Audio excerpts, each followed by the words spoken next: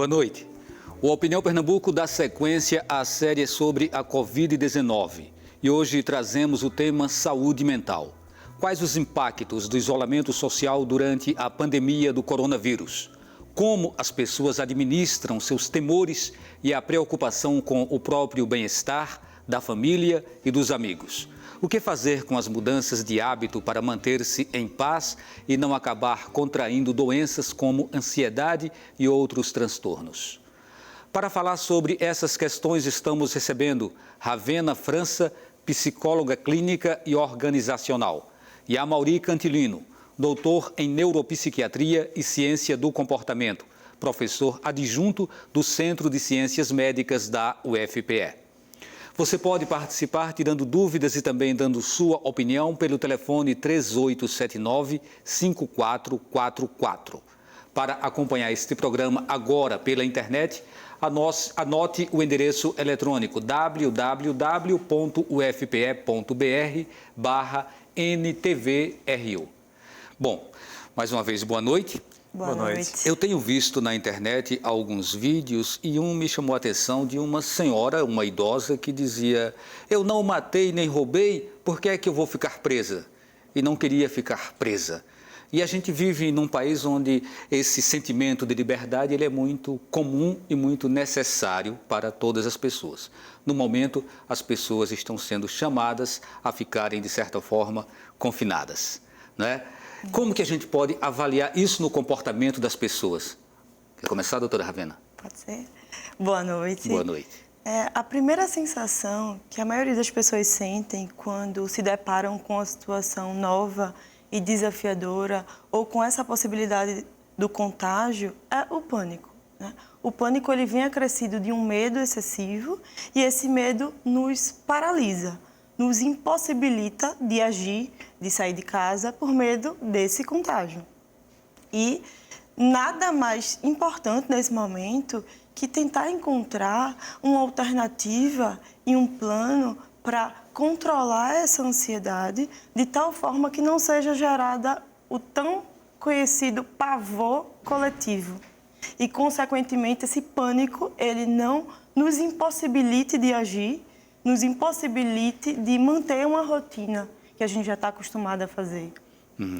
O programa tem 1 hora e a gente vai se deter sobre vários pontos, inclusive, que foram colocados aqui agora pela doutora Ravena, né? Doutor Amaury, quando a gente fala dessa sensação de perda da liberdade, né? Que é caracterizada exatamente por uma necessidade de um isolamento. Uhum. Até que ponto isso se reflete no comportamento das pessoas? Porque algumas pessoas dizem, não, eu só vou ficar confinado porque é necessário, mas eu não queria estar aqui. Eu queria estar na rua, eu queria estar brincando, eu queria estar vivendo a minha liberdade. Você tocou num ponto super importante, porque realmente é uma característica do nosso povo ser mais gregário, né?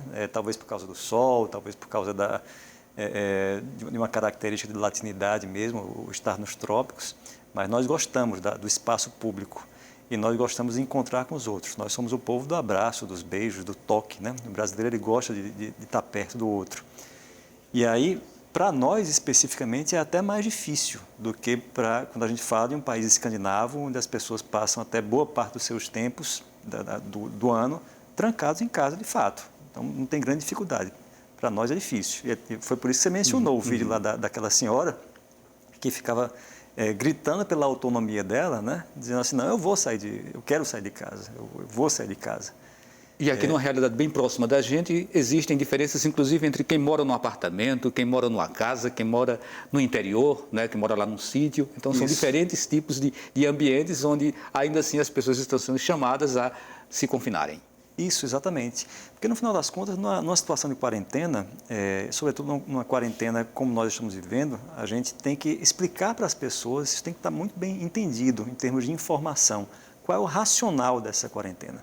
Se eu não entendo o racional disso, eu não vou, entre aspas, obedecer, eu não vou aderir a essa ideia.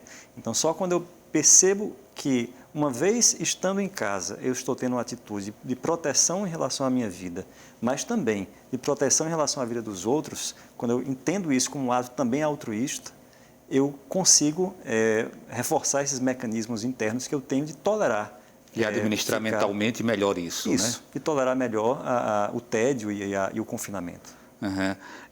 Doutor Ravena, eu queria pegar exatamente a palavra que o doutor Amaury acabou de deixar aqui, né, para a gente. O tédio, né? Essa sensação de tédio que pode decorrer, né? Esse tédio, ele num caso específico como o isolamento social que estamos passando agora, ele pode levar a algo mais sério, ou o entendimento de que seja algo passageiro pode compensar e dar um equilíbrio psicológico e mental para as pessoas? Como o doutor Amaury bem mencionou, a questão da conscientização é de extrema importância. Quando existe uma conscientização bem feita, a gente tende a respeitar e a se colocar no lugar do outro. O tédio, ele traz junto uma carga emocional de ansiedade. Essa ansiedade, ela vai se intensificar ou não diante do grau de conhecimento e de informação que a gente venha a receber. E de que forma a gente foi capaz de filtrar essa informação e, assim, se disponibilizar para se manter nessa quarentena em prol da saúde familiar e de toda uma nação. Então, a questão do tédio, ela está muito relacionada à ansiedade e às dificuldades que esse problema da quarentena ele pode ocasionar. Uhum. Essa ansiedade, ela normalmente é algo que já faz parte do comportamento das pessoas, ou o fato de você estar num isolamento isso pode potencializar essa sua ansiedade? A ansiedade ela é uma emoção extremamente normal e comum. Todos nós nos sentimos ansiosos em algum momento de nossas vidas. A ansiedade ela passa a ser um problema quando ela passa a nos paralisar, quando ela passa a nos impossibilitar de agir, quando o medo nos impossibilita. Então, é quando a ansiedade ela passa a trazer danos à nossa saúde mental. Doutor Amaury, o que é, na verdade, a ansiedade? A ansiedade é uma expectativa de que alguma coisa ruim vai acontecer, tá certo? Alguma coisa que pode ameaçar a minha integridade física ou psíquica. E a ansiedade envolve também preocupações, que é o passar a me ocupar previamente, antes que a coisa aconteça, para que eu diminua o impacto negativo dela. Ela é super importante, né? Como Ravena mencionou. Numa situação feita essa da pandemia que a gente está vivendo, é importante que a gente se preocupe, né, com a possibilidade de vir a ser contaminado, com a possibilidade até de morrer. É importante que a gente tenha medo de morrer, para que a gente tome providências atuais para diminuir essa chance ou diminuir o impacto da doença se ela chegar para a gente, né? Então, a ansiedade, nesse contexto, ela é normal. O problema é quando ela passa de um determinado limite que pode provocar um sofrimento extremamente significativo ou fazer com que a pessoa tome decisões estapafúrdias, né?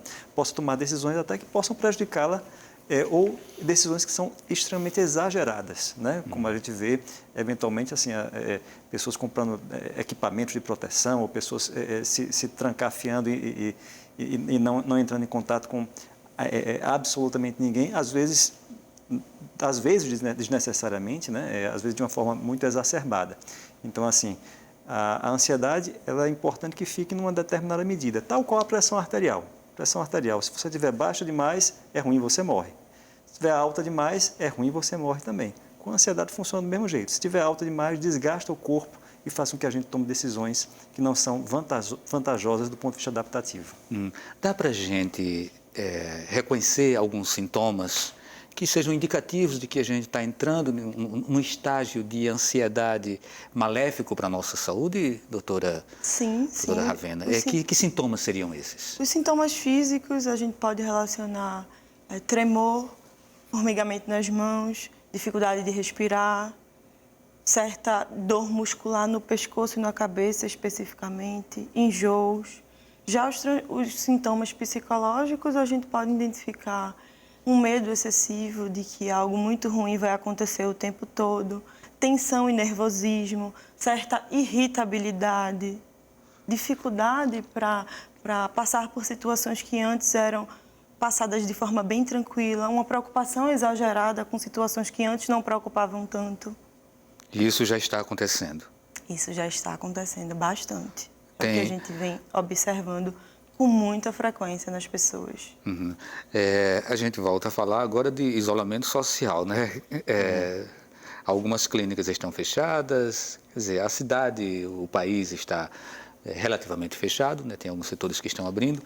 No caso dos das clínicas de atendimento psicológico e psiquiátrico.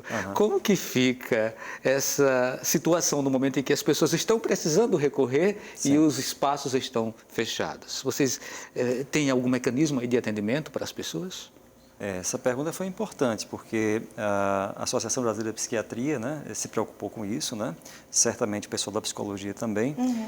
O pessoal da psicologia já tinha a possibilidade de fazer teleatendimentos, que eram atendimentos online. Nós da medicina não tínhamos ainda, mas atualmente, em caráter emergencial, isso foi possível, né, no sentido de a gente conseguir atender os pacientes que estão sofrendo até mais agora, né, porque, de qualquer forma, você imagina uma pessoa que, por exemplo, que tem hipocondria.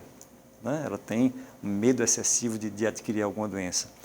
Tem alguns pacientes que tinham hipocondria, que estavam estabilizados, que estavam bem, mas diante dessa pandemia, diante dessa carga de informação tão grande, voltaram a piorar. Então, estão numa hora que eles estão precisando até mais de atendimento do que antes.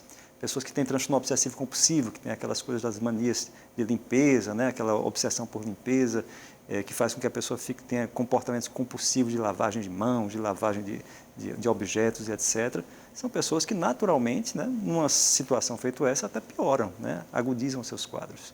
Então, se a gente não tiver... E outras estão desenvolvendo esses problemas. Né? E algumas desenvolvem, sem dúvida. A gente se surpreende até com algumas pessoas que a gente tinha com pessoas tranquilas, pessoas que eram aparentemente pessoas muito ponderadas e etc., e que diante de uma situação dessa a gente está vendo que estão excessivamente agoniadas, né? Quando eu falo essa coisa do excessivamente, é porque é excessivamente mesmo. A gente tem que estar, de alguma forma, agoniado e preocupado. Mas, normalmente, a gente tem essa coisa toda sem um sofrimento que arrebate a gente de uma maneira tão significativa assim. Doutora Ravena, a pergunta também vale para você. Para a psicologia já era autorizado esses tipos de atendimentos online e agora isso vem se intensificando cada vez mais. Né? Eu, especialmente, os meus pacientes todos aderiram à modalidade online, então é algo que precisa ser mantido, principalmente nesse caos que a gente está vivendo, nessa questão da pandemia, da quarentena. Tudo isso é bem intensificante com relação aos pontos que o doutor Amaury bem mencionou. Então, manter a terapia, manter esse vínculo, mesmo que online, é muito importante para a saúde mental.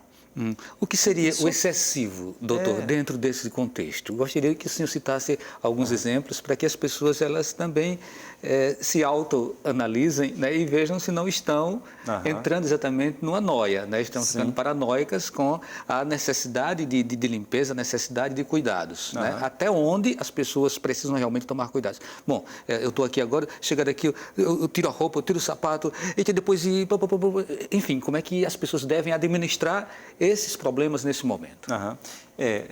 A ansiedade, nesse momento, ela é importante, como eu falei, mas, por exemplo, a pessoa que tem uma ansiedade tão significativa que ela começa a perder o sono, não consegue dormir de forma alguma, pensando nas coisas da pandemia, tem dificuldade em relação ao apetite, porque fica tão estressado que não consegue colocar nada para dentro, né? Essa semana vi uma pessoa que ela não conseguia sair da cama, não de tão apavorada que ela estava, com a possibilidade de vir a contrair algum vírus, alguma doença, né? Então, a gente vê assim, que são situações mais extremadas que fazem com que a pessoa, de fato, mostre, né, um sofrimento que é muito significativo e que ela percebe, no mais das vezes, que é excessivo. Entendeu? Bom, o que seria o comportamento normal, né? Isso. E você falou de um ponto importante, que são o aparecimento de novos casos, né? A gente tem tido, atualmente, já de profissionais da saúde, sobretudo, né? Que, uma vez atemorizados com a possibilidade de virem a estar na linha de frente do atendimento e saberem que tem uma chance bem razoável de serem contaminados, né? Isso é desproporcional, a contaminação do profissional de saúde é maior do que da população geral, né? Então, essas pessoas, muitas vezes, ficam muito ansiosas, muito preocupadas, temendo a saúde delas e temendo a saúde das pessoas da família, que vai ter que ir para casa de volta, né? Então, ele vai, talvez, virar um vetor, né? Um contaminante dos outros. Isso gera também, naturalmente, uma ansiedade que muitas vezes faz com que o profissional tenha que procurar ajuda psiquiátrica ou psicológica. Ainda bem que os serviços estão se estruturando para isso, né? O nosso Hospital das Clínicas está com o serviço de saúde mental tanto com psiquiatras como psicólogos em plantão, de manhã e de tarde, para atender os profissionais de saúde que estarão ou que já estão envolvidos na linha de frente, os profissionais do Hospital das Clínicas. Já soube hoje que o Hospital Oswaldo Cruz também está com um serviço também parecido, e também o pessoal do IMIP, só do pessoal que eu soube, né? Então, esses hospitais que vão estar mais envolvidos no combate ao vírus de pessoas contaminadas, já estão se preocupando com a saúde mental dos profissionais que vão cuidar dessas pessoas. Até para sermos um pouco didáticos, já no finalzinho desse bloco, doutora Ravena, né, essa pergunta que não deu tempo do doutor Amaury responder, mas a senhora poderia complementar, o que seria o comportamento normal? Né? Ou seja, você pode fazer isso normalmente e aí você não está pirando. Isso é realmente o necessário. Qual seria esse necessário nesse momento, em termos de limpeza, em termos de postura, de atitudes? O comportamento normal seria aquele que não nos causa um maior dano, como bem o doutor disse. Tem pessoas que não saem de casa porque acham que não saem da cama porque acham que vão se contaminar. Tem Aí pessoas... a orientação seria não saia de casa, mas saia da cama. Não saia de casa, mas saia da cama. Né? Tem pessoas... Abra a janela. Exatamente. A ansiedade ela se torna um problema quando ela paralisa o ser humano. Quando ela impossibilita as pessoas de tomarem determinadas atitudes que antes eram simples, como, de repente, se levantar, tomar um banho, organizar a casa. Sorrir, cantar, ouvir música. Falar com um amigo, se isolar. As pessoas tendem a se isolar, tendem a não sentirem vontade de se comunicar com outras pessoas, tendem a não sentir vontade de fazer nada. Então, a ansiedade ela passa a ser preocupante e desperta esse start de que algo está errado, quando, de fato, ela nos impossibilita de fazer algo que antes era comum. Acho que isso é o básico mesmo. E podem estar contraindo, inclusive, uma depressão se entrarem nessa neura? Sim, provavelmente isso pode acontecer. Ok, a gente faz o primeiro intervalo e depois a gente volta para continuar falando sobre saúde mental em tempos de coronavírus. Até já.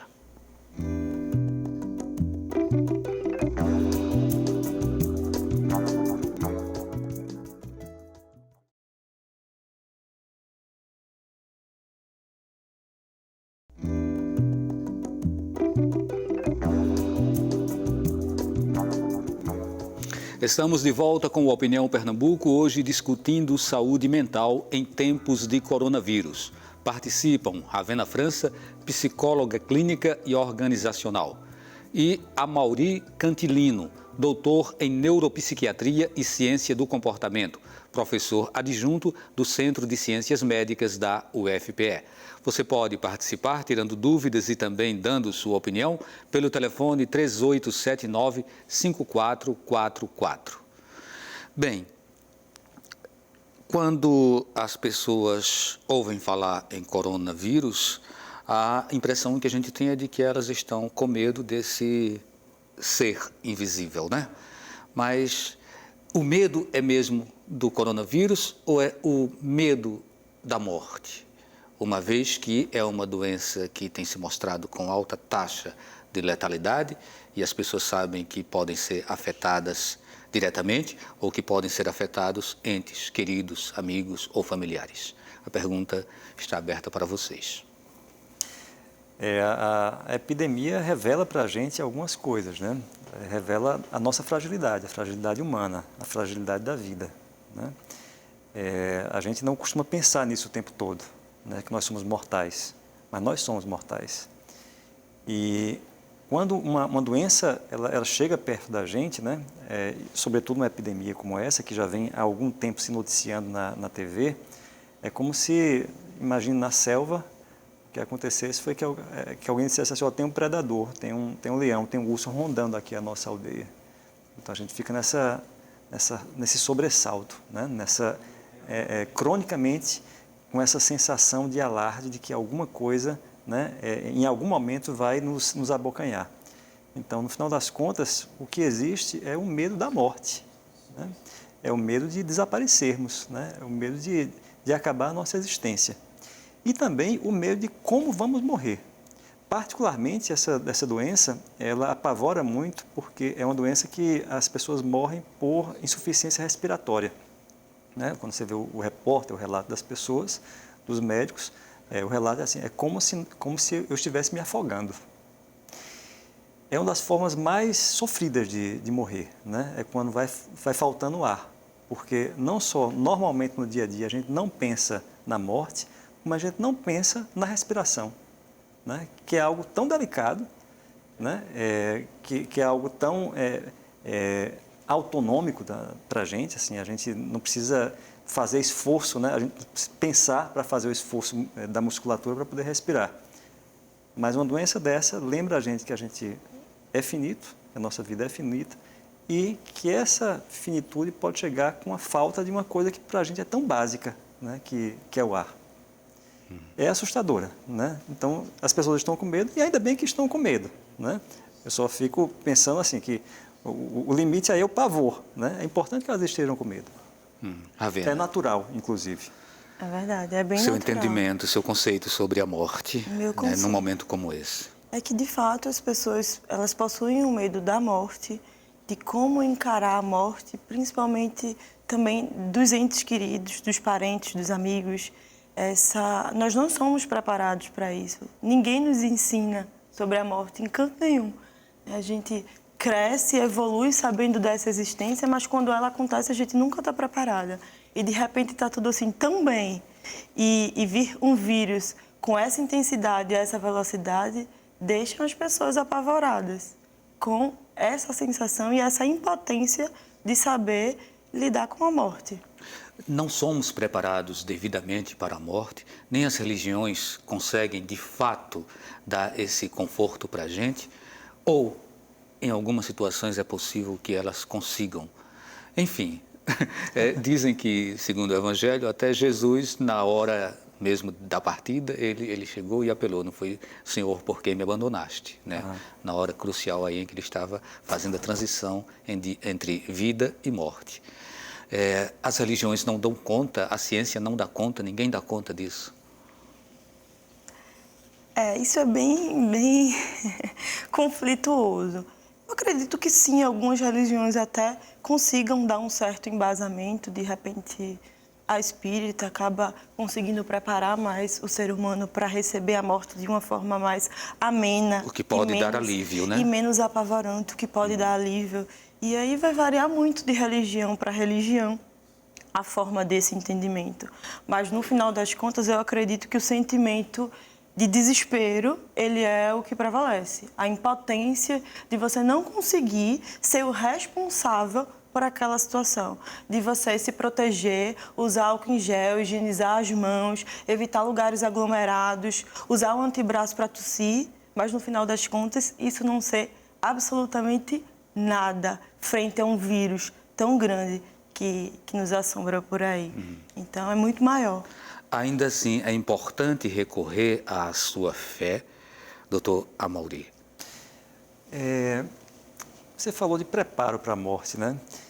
E se nós estamos preparados para a morte, você sabe que eu fiz o curso de medicina, né, para ser psiquiatra, e ao longo do meu curso todo, eu só tive uma aula relacionada à morte, que é como preencher um atestado de óbito. Mas se nem os profissionais que mais lidam com a morte são preparados para lidar com ela, eu fico imaginando como é que são as pessoas como um todo. Acho que as religiões, elas têm um papel muito forte em dar sentido a determinados sofrimentos, né? Porque é impossível você viver a vida sem sofrer, né? E esse sofrimento tem que fazer algum sentido, porque senão a vida fica meio que insuportável, né? Eu tenho que dar sentido à minha vida. Porque se essa vida não tiver um sentido, não faz sentido o sofrer, né? E a morte, ela pode ser vista como finitude, e a religião, muitas vezes, ela procura abrandar esse sofrimento relacionado à morte, pensando numa possibilidade de que aquilo ali é apenas uma passagem para uma outra forma de vida, né? E eu acho que muitas pessoas, elas têm, né, por conta da fé, uma aceitação melhor da ideia da morte. Tá Aqui... Mas não do morrer. Eu já vi, como você falou, né? Eu já vi muita gente que aceita a morte, mas o processo para chegar nela é muito sofrido, é vivido com muito pavor. Até porque a morte é sempre um evento muito solitário, né? Aqui no Brasil tem havido duas correntes. Uma corrente que é a corrente que está mais aliada ao presidente da República, né, que defende o fim do isolamento. E há uma outra corrente que diz, não, eu vou me manter no isolamento social porque eu estou vendo como a coisa está acontecendo em outros países, né? Estão acontecendo mortes. Uhum. E há imagens que são imagens muito duras, como as imagens de caminhões carregando corpos e corpos e corpos na Itália, que já teve mais de 10 mil mortes. Eu queria, inclusive, ler aqui uma fala, né, um depoimento de uma médica italiana. Ela disse, você sabe o que é mais dramático? Observar os pacientes morrendo sozinhos, escutá-los pedir que se despeçam dos seus filhos e netos por eles. Ou seja, eles médicos fazendo esse papel porque o contato com a família ele é encerrado naquele momento em que você entra no estágio terminal, né? Então, é isso que leva algumas pessoas a entenderem a importância do isolamento social. É por aí? Uhum. Tem uma frase que é interessante. Quando você disse que morreram 50 mil pessoas, isso é uma estatística. Mas quando você diz que morreram 50.001, você dá uma outra conotação, né? A morte individual é uma morte que chama a atenção, né? Então, quando é uma morte de alguém da nossa família, quando é uma ameaça de morte com a nossa própria vida, né? Quando é um filho nosso, quando é um pai nosso, isso é diferente, né? Eu acho que eu sou médico, eu tenho um viés médico na avaliação dessa coisa toda, né? Eu acho que o médico, como eu falei para você, ao longo do curso todo fala muito pouco em morte, fala muito como você vai preservar a vida, como é que você vai salvar vidas, né? Talvez por esse viés, eu acho que tenho, assim como outros médicos, né, e como as sociedades médicas, um posicionamento de não, vamos fazer a quarentena, vamos garantir a nossa sobrevivência e aí depois a gente pensa como é que a gente faz nas questões financeiras. No entanto, tem uma questão muito importante aí, que normalmente os programas, os planejamentos de quarentena, eles têm que estar atrelados a uma coisa que é você fazer o provimento do que é necessário para as pessoas se alimentarem, para as pessoas terem água, né? Então, assim, sempre que se pede para as pessoas ficarem em casa, junto com isso, já tem que estar se pensando como é que eu vou garantir que essas pessoas vão se manter vivas, né?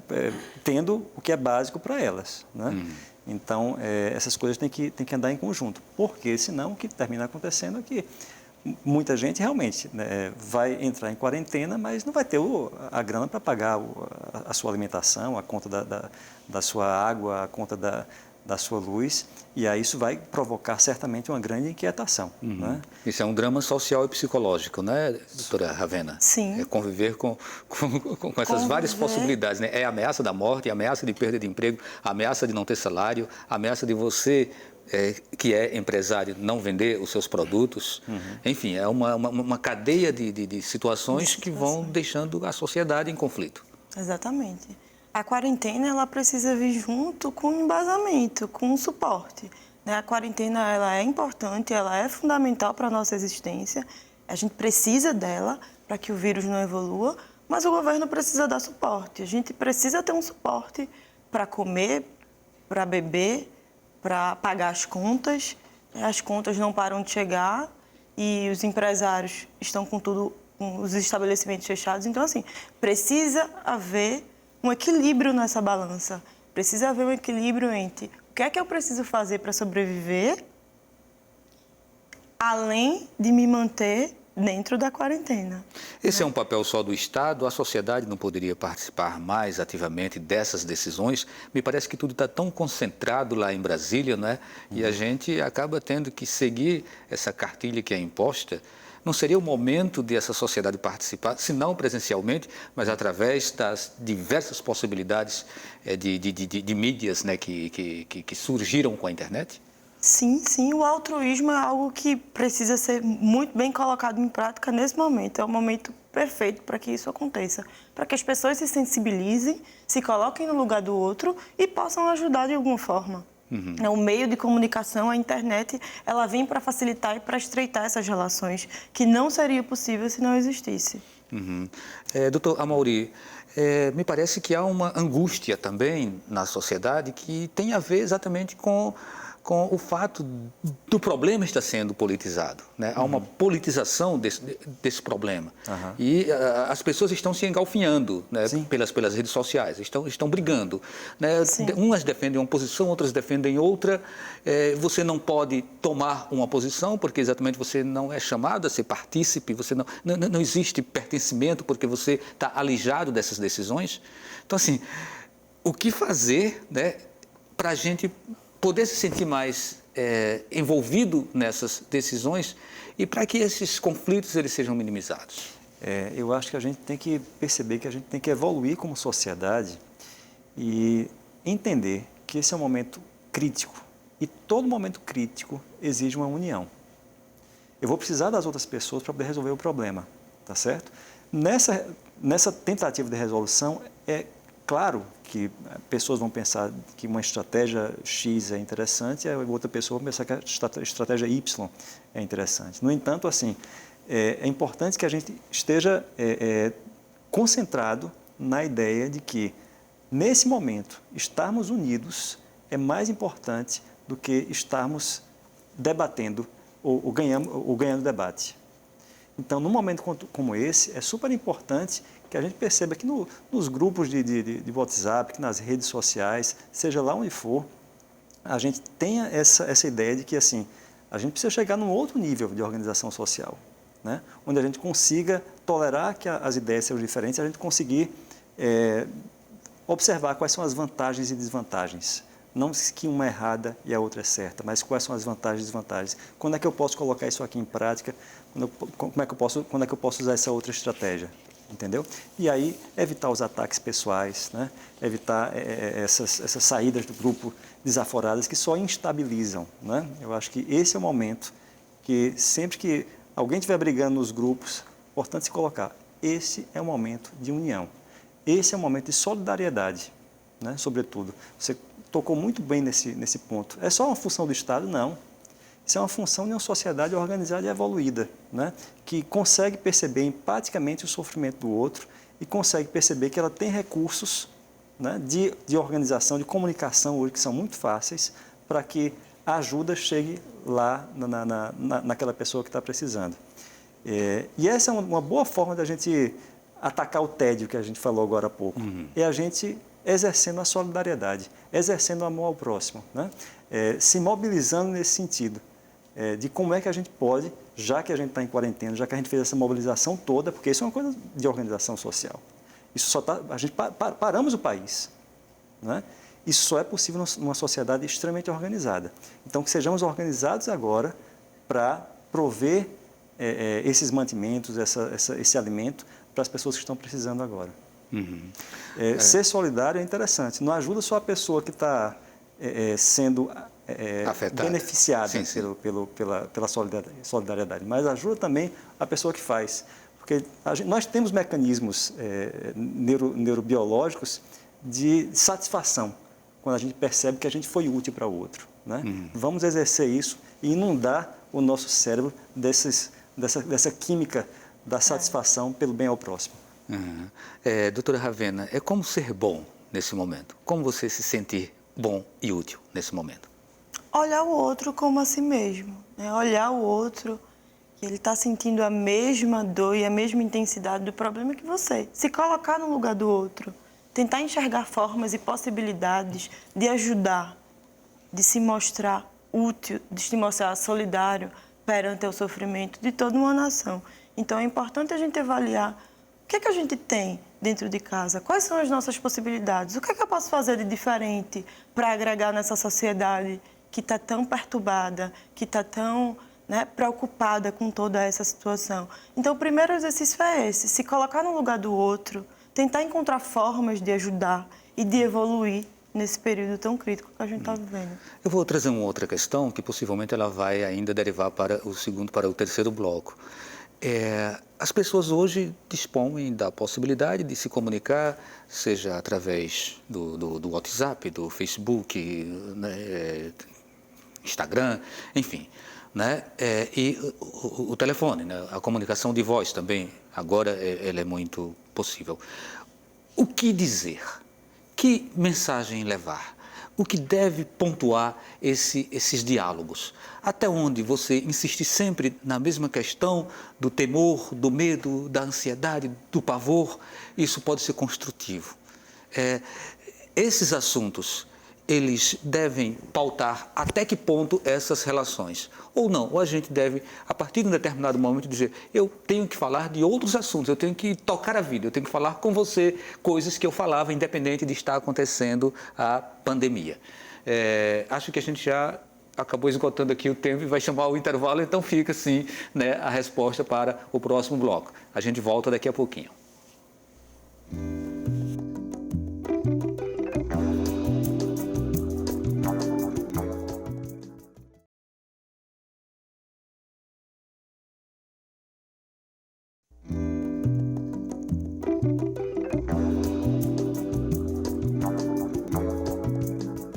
Estamos de volta para o terceiro e último bloco do Opinião Pernambuco sobre saúde mental em tempos de coronavírus. Participam Ravena França, psicóloga clínica e organizacional, e Amaury Cantilino, doutor em neuropsiquiatria e ciência do comportamento, professor adjunto do Centro de Ciências Médicas da UFPE. Bem, eu tinha feito aquela pergunta, né, no bloco anterior, né, o que conversar, né? Como que a gente deve selecionar as nossas conversas nesse momento. Doutora Ravena? Bom, primeiramente é preciso avaliar. Existe uma diferença bem grande entre a necessidade de informação que a gente precisa e o excesso de informação. Então, a gente precisa se habituar a descartar esse excesso de informação, porque esse excesso de informação é o que vai trazer um alto nível de ansiedade. Então, será mesmo que eu preciso de tanta informação assim? Será que eu preciso ficar ligado nas redes sociais 24 horas do meu dia? Será que eu preciso usar as redes sociais única e exclusivamente para isso?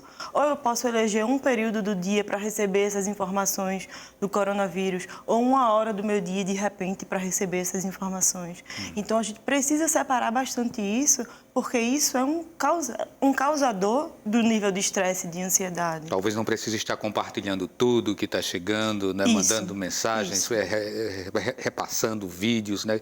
Que me parece que está acontecendo isso de uma forma muito intensa. Exatamente. E outro ponto importante é checar essas informações antes de repassar, porque as pessoas estão tão ansiosas que elas recebem as informações e elas repassam imediatamente, sem nem antes avaliar e verificar realmente a realidade e a validade daquela informação. Então, é importante a gente se certificar, se confrontar e investigar se aquela informação que a gente recebeu ela é verdadeira antes que a gente repasse, porque isso vira um ciclo vicioso e as informações ruins e negativas são geradas durante todo o tempo. Doutor Amaury? E também, assim, fazer com que a gente propague notícias não só das nossas fraquezas, mas também das nossas forças, né? Então, assim, a gente está, por exemplo, montando hospitais de campanha, né, aqui no Brasil. A gente ficou invejando a China, porque construiu um hospital em 4 dias, em 5 dias. Em 4 ou 5 a gente não está construindo, mas está conseguindo construir em 10, 15 dias, né? Então, quais são as forças que a gente está tendo, né? O fato de a gente ter conseguido essa quarentena, poxa, caramba, isso é um tremendo feito, né? Isso mostra o quanto a gente está também com capacidade de enfrentamento da situação. E aí, quando for passar notícia, é importante passar notícia dessas coisas que também estão sendo estruturadas, dessas coisas que a gente tem conseguido, das pessoas que se curaram, né? Daniel Azulay morreu, mas e fulano de tal que sobreviveu, né? Vamos escutar a história de fulano de tal, como foi que ele passou por isso. Vamos também perceber que, assim, há esperança, né? Existe o medo, né? Existe o temor, mas existe, desse tamanho bem grande, também uma esperança que a gente consiga encontrar forças e que a gente saia dessa com grandes aprendizados também, né? De aprendizados de prioridade da nossa vida, do que é que realmente tem valor, de como é que é o comportamento humano, aprendizado de como foi importante, assim, ter passado ali 3 meses sem dar um abraço, para a gente sentir como é legal dar um abraço numa pessoa, né? Aquele aprendizado de perceber que aquela ligação que a gente estava faltando fazer para a nossa tia, a gente fez durante esse período, aquele aprendizado do convívio da família, que às vezes com o corre-corre do dia a dia a gente não teve essa oportunidade. Nem sempre faz, né? Era isso que eu queria puxar agora, né? A gente tem dado menos abraços lá fora, mas dentro de casa, na quarentena, normalmente as pessoas estão se abraçando mais. ou até discutindo mais. Então, há todo tipo de situação que se cria ali, né? de convergência e de divergência. Então, vamos falar um pouquinho sobre isso, né? Que avaliação vocês fazem desse novo momento que a sociedade brasileira e no mundo todo está vivendo, né? A partir do momento em que mudam as formas de convívio, né? De participação de um na vida do outro no dia a dia. As pessoas que estão agrupadas numa família e permanecem em quarentena juntos tendem a se conhecer melhor, tendem a se estranhar mais, porque faz parte do convívio dentro de um lar. A gente tem uma rotina de ir ao trabalho, tem uma rotina de ir à faculdade, de ir ao colégio, e a partir do momento que essa rotina é quebrada, a gente tem que construir uma nova rotina. A gente tinha uma rotina e agora a gente vai ter que construir outra rotina dentro de casa. E a construção dessa rotina, ela causa um certo impacto dentro da estrutura familiar. O homem está lavando mais prato e lavando roupa. Provavelmente sim, que ele tem que colaborar, tem que ajudar. Tem que ajudar porque isso em alguns casos é uma quebra de um paradigma, né? Aquele paradigma machista, patriarcal, de que a mulher que fazia as coisas. Hoje, numa sociedade do século XXI, isso já é um avanço também. Isso tem mudado, independente da quarentena ou não, né? Os homens têm se mostrado de uma forma bem diferente. Mas parece-me que a quarentena é um teste mais efetivo, né? Ela tem intensificado isso. Olha, muita gente tem comentado isso, viu? É interessante que você não é a primeira pessoa que comenta isso com veemência. Uma outra pessoa também conversando comigo hoje, até aproveitou uma fala minha que estava dizendo assim, poxa, as mulheres saíram de casa para o trabalho, para colaborar, né, com a renda familiar, mas os homens não entraram em casa com a mesma força, né?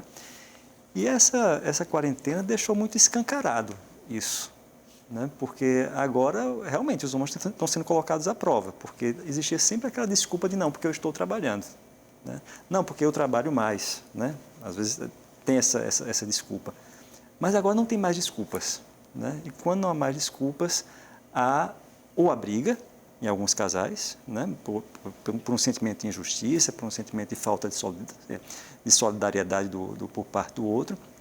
Mas também, uma coisa interessante é que está sendo também uma oportunidade para discutir divisão de papéis dentro de casa, né? De tarefas dentro de casa, que ninguém tinha tempo para discutir antes. As pessoas simplesmente iam fazendo uma rotina da vida e não havia tempo para poder dizer, eu tenho essa necessidade aqui, né? Eu me sinto mal quando você me vê lavando os pratos, você sequer se prontifica para enxugá-los, né? Então, alguns casais estão se aproveitando dessa situação para terem discussões muito produtivas de realinhamento de papéis, que está sendo muito útil, né? Para poder, depois da quarentena, se ganhar alguma coisa com isso, né? E a relação com as crianças? Criar os filhos é uma tarefa que normalmente tem sido delegada em parte às escolas. As escolas têm assumido muito esse papel da educação dos filhos. E agora, na quarentena, as pessoas estão tendo que dedicar um tempo maior aos filhos dentro de casa. Que relatos vocês têm do comportamento dos pais? Até que ponto isso tem produzido conflitos ou tem sido uma nova descoberta, ou tem sido algo positivo, né? A partir dessa necessidade? Tem os dois lados. O primeiro é que os pais ficam malucos e ficam agoniados da criança estar ali o tempo todo e que não é férias, né? O primeiro de tudo, quarentena não é férias. Então, de que forma eu posso conduzir a relação com meu filho, mostrar para ele que ele não está de férias e manter uma atividade legal dentro de casa? E de que forma... Pode falar. Não, exemplo de atividades legais que você acha que poderiam minimizar um pouco esse problema. Atividades com pintura, com desenho, atividades de brincar de se esconder dentro de casa, né, de desenhar, de ler. É importante também deixar claro para a criança que a quarentena ela não é férias, que é preciso ter uma rotina para aquela criança.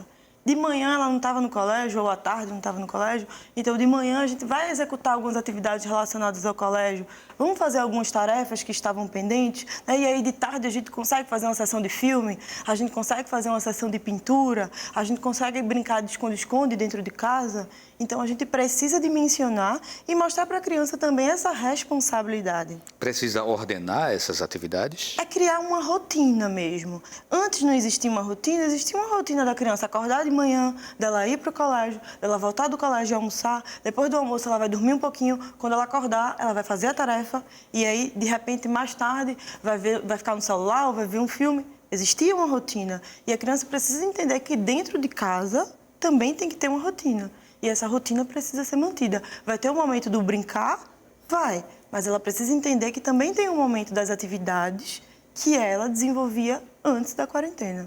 Isso. E na hora do conflito, na hora da briguinha, aquela hora... Não, agora chegou a hora da palmada ou do conselho? Ou seja, as pessoas estão sendo postas em xeque em relação à atitude que devem tomar diante da birra, diante da pirraça que o filho possa produzir dentro daquele convívio, doutor? Sabe que eu enxergo também como uma oportunidade, né? A gente teve uma oportunidade de valorizar o trabalho dos professores do colégio, né?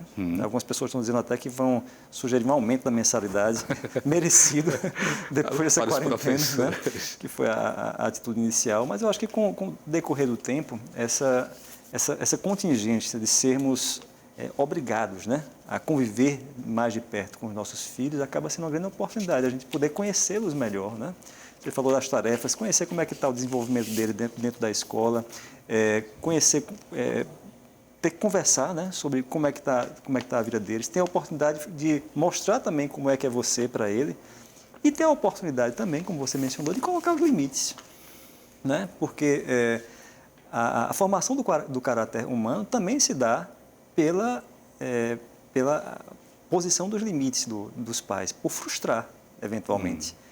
E muitas vezes até pela falta de tempo que os pais têm na educação com os filhos, e por delegarem, às vezes, essa educação a outros cuidadores, etc., eles não têm essa oportunidade também de mostrar para os filhos quais são os limites e de frustrá-los, né? Que é algo essencial para a formação do caráter humano, né? Então, eu vejo como muita oportunidade aí. É um desafio para todo mundo, né? Exatamente. A gente já está chegando nos minutos finais do programa, mas eu tinha colocado um ponto aqui que eu queria que vocês falassem ainda, rapidinho, sobre os artistas, por exemplo, né, que dependem de plateia, dependem de aplausos. E nesse momento eles, a maioria não está podendo realizar os seus espetáculos. Isso gera uma situação de conflito muito grande. Como administrar um conflito como esse? Quer dizer, você não está diante do seu público, você não tem o aplauso, também você não tem o dinheiro. Na verdade, é uma oportunidade de você se reinventar, buscar novas possibilidades e alternativas. Hoje os artistas estão fazendo live pelo Instagram, fazendo shows, porque as pessoas estão em casa. E uma forma de se mostrar, de trazer esses aplausos, de manter eles vivos. Então, é se ressignificar, se reinventar todo o tempo. O que não era possível ser feito de forma pessoal e física, agora a gente vai poder fazer de outro meio, utilizar a rede social, utilizar a internet, se reinventar e, de repente, descobrir após a quarentena que outras possibilidades de espetáculos estavam previstos, estavam disponíveis e a gente nunca se atentou a isso. Então, vamos lá, vamos recapitular aqui, né? O que a gente aconselharia, no momento final do programa, como sendo uma saída salutar para enfrentar o isolamento social, que, pelo que vocês colocaram aqui, é necessário, né? A gente também defende que seja necessário esse isolamento, né? Mas aí vamos encontrar alternativas para a gente deixar que esse isolamento ele não nos traga danos maiores, nos traga problemas mentais para a nossa saúde mental. Então, pode começar? Pode ser. Eu acredito que seja realmente filtrar as informações que são recebidas, disponibilizar um tempo curto para receber essas informações, praticar atividades físicas é de extrema importância para a nossa saúde mental e física. Não precisa... Essa atividade física, praticar de que maneira?